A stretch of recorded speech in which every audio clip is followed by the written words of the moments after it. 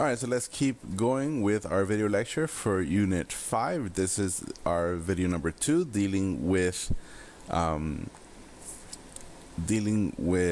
Industrial Revolution and global capitalism.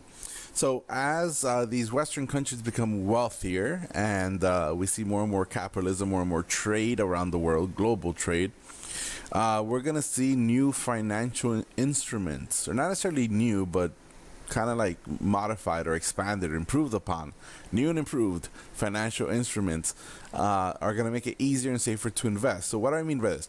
Number one, making it easier to invest. Well, you have now stock markets, and we've had stock markets before, going back to the 1600s. The Dutch had stock markets, the British had stock markets, but now we see this practice worldwide, or at least Industrial Revolution places. So stock markets, again, just like we now have Wall Street in New York City, people can go and purchase stocks in a company, and if that company makes a profit, you earn a percentage of that profit. We're also seeing insurance companies become more common. So insurance companies are going to offer coverage in case of an emergency, case of an accident, case of a natural disaster. So if you have a business and there's a fire, or there's an earthquake, or there's a whatever, your business, if it gets destroyed, normally you'll be completely, out of luck and screwed, and there goes all your, family's investments, all your family's wealth. But if you have an insurance coverage, the insurance company will come in and pay for your, damages and stuff. So insurance companies are going to become more common, and therefore, like, you can invest in a company, you can invest in buying businesses, you can invest in purchasing property, because there's a security there that if something bad were to happen, the insurance companies will come in and pay for it. Corporations are going to be the new business model, and we've had corporations before, like, originally we would have called them joint stock companies, and essentially they're the same thing. I said these corporations are going to grow bigger than ever before, right? So instead of having 10 or 20 investors, now you're going to have thousands and thousands of investors, and each investor, of course, is looking to make a profit from their investments. So we see again a lot of a lot of demand for gold, right? A lot of countries are going to base their currency on how much gold they have, right? Which is kind of like a mercantile policy. We call this the gold standard. And more corporations and partnerships and are going to become more common, and it is easy to invest in a corporation and hopefully make a profit. Some of the largest corporations of this time period, they are so huge, so wealthy, that they become transnational, meaning that they're going to have like headquarters in different countries. They're not going to have only like one office in one city or in one country. They're going to be more of a global business. So transnational means across nations. So one famous example, of course, would be here in the United States. We have this company called the United Fruit Company. United Fruit Company nowadays is known as Chiquita. Now, the United Fruit Company owned land in places like Honduras and places like Hawaii. So whenever anything, threatened their profitability, threaten their profits, many times the United States will kind of step in to protect this company. Same thing's going to happen with a banking company called the Hong Kong and Shanghai Banking Company. It still exists. It's called HSBC. It is a British company, and it was created by the British when they took over the city of Hong Kong after the Opium War. And my point is that these companies are going to be, so we have British company set up in China. We have a British company like the De Beers Diamond Company. That's going to be another British company, but that one's going to be found in South Africa, right, in one of the colonial possessions of Great Britain. So these are, again, larger than ever before companies, right? They're going to have a lot of wealth, a lot of power, and a lot of influence in government. So you can imagine that, the Beers Diamond Company is going to be very supportive of any imperialist movements or expansion of Great Britain, right? Because the more territory Great Britain conquers, the more land becomes available for this company to purchase and hopefully extract, diamonds or gold or whatever else they need to make a profit. Other things of course we mentioned before, or in other chapters, all these advancements and developments in transportation, and we see people are able to move further and faster than ever before thanks to railroads and steamships, and we see more communication more than ever before, thanks to the invention of the telegraph, eventually the telephone. That's going to be a 20th century development, but that's going to come later on. Canals, don't forget that canals, especially the major canals, the Erie Canal, which is in the Great Lakes, the Panama Canal, right, in Panama, South America, and of course the Suez Canal in Egypt. All of these are going to create shortcuts, and those shortcuts allow for trade and transport to go faster than ever before. So again, here we see some of the images of these telegraph lines and steamships and everything else. So here we see the example of how much of a shortcut the Suez Canal here in Egypt created. So instead of having to go all the way around Africa, you have this shortcut through Egypt. And of course, the British are going to want this shortcut when they have control of Egypt, because they have, of course, their biggest crown jewel of a territory, crown jewel of a colony down here in India. And all the Europeans are going to want to have control over this, because all the Europeans have territories in Southeast Asia, or in China, or in Oceania. Now, of course, not every single one in society was these industrialized societies are going to be supportive of all the industrial revolution changes. We do see, of course, that there's going to be a lot of abuse of workers, and as these become more and more common, more frequent, more severe, we're going to see a reaction, we're going to see a response from the working classes, whether it's in England or in the United States or in Russia. And these working classes, many times they're going to have something, they're going to unite together, and this is what we create labor unions, right, where they're going to unite together and threaten their boss, threaten the business owners, that if the business owner does not improve the working conditions, does not lower the amount of hours they have to work in a day or in a week, or does not increase the wages that these companies are paying, then they're going to go on strike, and then the business is, of course, going to economically suffer. So this was something we see labor unions take kind of control of, and these are the workers working together to, again, improve their working conditions and improve their pay. Sometimes we see that socialists are going to come around and come up with alternatives to the capitalist system. The utopian socialists, remember, those are the ones that create those isolated communities away from everyone else, and they had some success where everyone had equal access to the profits of these isolated communities. But the utopian socialists were always only successful when it was a small-scale operation. When you try to apply socialism to a entire country, entire society, it tends not to work. We're going to see that, of course, come to full realization in the 20th century. We're going to see communist revolutions starting in Russia, in China, in Cuba, and a whole bunch of other places. But those are going to be the people who follow the Marxist beliefs about overthrowing the capitalist system, creating this utopian perfect world for the workers where everyone earns an equal amount of money. And then kind of the most violent, most extreme, especially we see this in Eastern Europe and in Russia, the most extreme response to the industrialization of the world are going to be the anarchists, who simply want to just overthrow the government and remove government from society and have people live in these kind of like stateless world. Which isn't, a realistic thing. So of course, Karl Marx is he writes Das Kapital, and he writes the Communist Manifesto, and those are his famous. He's a philosopher, so these are his famous writings, and they, of course, are going to be much more. He writes it in the 1800s, but his ideas are going to become much more influential in the contemporary era of the 20th century. In addition, we see not only do the workers and philosophers come up with reactions and responses to industrialization, we also see governments have to respond. And the two famous, two famous examples during this time period is the Qing dynasty of China and the Ottoman Empire in the Middle East. And we see that both of them are going to have some attempts to industrialize, some attempts to bring modernization into their society.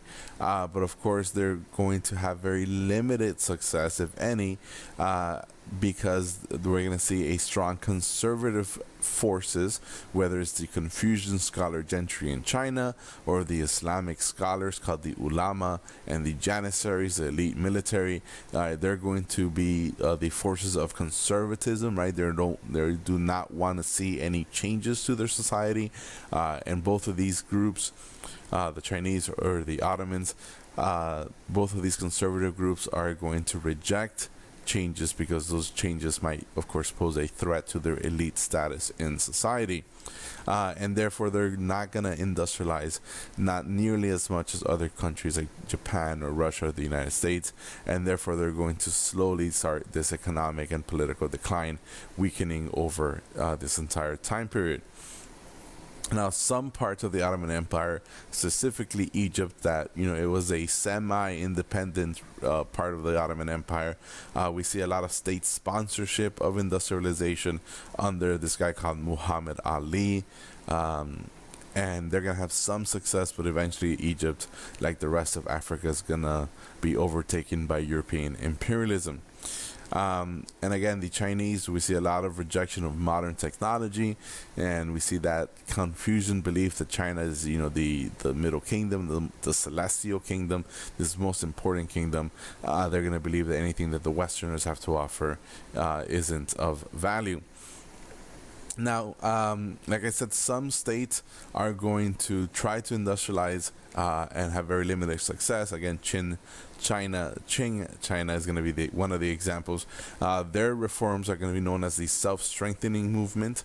And again, the Confucians and the empress at that time are going to put a limit to how successful this movement was. We also see that Egypt is going to have some success under Muhammad Ali, but of course the two most famous examples of state-sponsored, meaning that the government has full control of the economy and is promoting industrialization. The two most famous examples are going to be Russia under the era of the Tsars, right? The Romanov dynasty of Russia, right? They are the Tsars, the emperors, and of course the Meiji Emperor in Japan is going to create that sponsorship of industrialization. This is a famous artwork in Japan during this time period. It's called the Great Wave, and what it shows us is one of the unique things about it is that blue color that we see used extensively throughout this painting. This blue color, the dye that is used to create this ink for this paint, it comes from the Dutch. It's a Dutch chemical, a Dutch product, and the fact that this becomes this famous work of art in Japanese culture shows us how the Japanese were introducing foreign ideas little by little throughout the 1800s, and eventually, of course, they're going to fully westernize, or westernize to a great extent during the Meiji Restoration.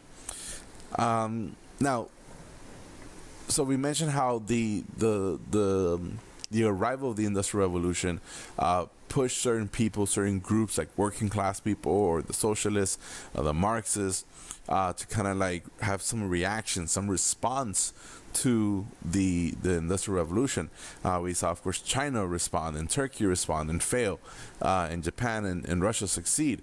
Well, another response is these industrialized governments, the Western countries. Sometimes the governments decide that they have to kind of like step up and reform their laws, right? In other words, they have to step up and take action. Now, for most of the 1800s, these industrial countries the governments were not gonna take any actions because they had that laissez-faire capitalist mentality, right? Hands off. But as the growing demand for labor equality and labor rights and stuff like that, we see more and more strikes break out. We see increased popularity amongst the socialists and the Marxists. We see anarchism take more popular.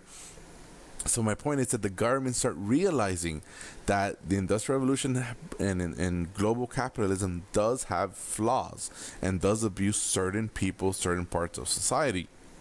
So the governments step in to start protecting workers' rights, start promoting more reforms in order to protect the people and keep the people from rising up and rebelling and overthrowing the system. Now the one that had most success at this, at developing reforms to make the people happy, would be Germany. So Germany, for example, they're going to have state pensions. That means retirement benefits. So after you work your entire life, you get to retire and you get a paycheck every week, which is, nowadays here in the United States, we would call that Social Security. They're also going to have public health. They're going to offer health insurance to other workers so that if they get sick, if they get injured, right, they don't have to worry about the cost of medicine or their health care. So modern day versions of this would be stuff like Medicaid and Medicare here in the United States. So the Germans create these reforms to kind of have some protection, have some help for the average worker, because if they didn't, and the conditions and the abuse continued, chances are those workers will have some type of socialist, Marxist, anarchist, rebellion, or if not a whole wide revolution. Now, Britain is going to also adopt a lot of policies, and again, these start in Germany and Britain, but they're going to become more and more widespread around all the industrialized Western countries. So, for example, one of the things the British did is grant universal male suffrage. In other words, allow any man, any male, regardless of wealth, regardless of property ownership, any male, the right to vote, and therefore giving them a voice in the democratic constitutional republics that a lot of these Western European countries are slowly adopting. So by giving them a political voice, they're not going to want to rebel. Also, universal education becomes more common and becomes applied in Western countries, therefore giving everyone kind of at least an equal start, so they have some chance, some opportunity to improve their social status. So again, so some countries, Germany, Britain, eventually we see this, and again in France, United States, and elsewhere, are going to create these policies and the governments are going to take up this responsibility to protect its population. Women, of course, are going to, once universal male suffrage is granted, many women are going to take up the charge and demand for, universal female suffrage as well. And again, public schools and education, this is when those are created. The Industrial Revolution creates new social classes. You should be able to remember these. At the bottom, of course, are going to be the industrial working classes. These are the uneducated or less educated, less skilled workers in factories and stuff like that. We also are still going to have a lot of agricultural farmers and stuff. Those are going to be part of your working class, your lower class. The middle class are going to be more educated. They're going to be known as white collar professionals. They're going to have degrees. They might have some college education, and therefore make enough, make enough money to live a comfortable life. Now, the elites in capitalist society or in industrial societies, sometimes we call them the capitalists, sometimes they're known as the bourgeoisie, but basically these are your richest people, your factory owners, your business owners, your investors, your bankers, very educated, very wealthy, and they control quite a lot of businesses. And there's going to be a big drastic kind of cultural shift or difference between the middle classes and the industrial working classes. Remember, the goal of the working classes is to be wealthy enough that they could live more comfortably as a middle class person, right? This becomes the goal for many people, right? And including women whose goal is to be a stay-at-home mom and stay-at-home wife. Right, working class women, of course, have to work. Basically, they're working 2 jobs at home and then in the factories. But again, educated, less educated, property owners, not property owners, but these are, of course, your two major new classes. And the middle class grows bigger than ever before. It grows more and more. There is quite a bit of social mobility from the working class to the middle class. Notice as well that the nobles, the aristocracy in Europe becomes less important, even though they're part of the upper class. They're going to become less important unless they themselves, take on these new positions, these new jobs, these new roles of business owners.